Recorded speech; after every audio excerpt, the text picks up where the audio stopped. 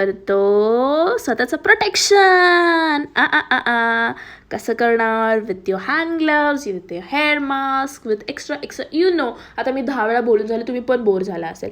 त्याच्यानंतर माझ्याकडे सॅम्पल आलं होतं ESR म्हणजेच एरिथ्रोसाइट सेडिमेंटेशन रेट. तर ESRची प्रॉपर प्रोसिजर मी पुढच्या काही व्लॉगनंतर मी तुम्हाला डिटेल सांगेल. आज तर मी तुम्हाला सांगते आहे की कारण की मी चेंज केलं आहे. आता माझं टेबल 10-15 दिवसासाठी वेगळं आहे कारण की माझी पोस्टिंग लवकरात लवकर संपणार आहे.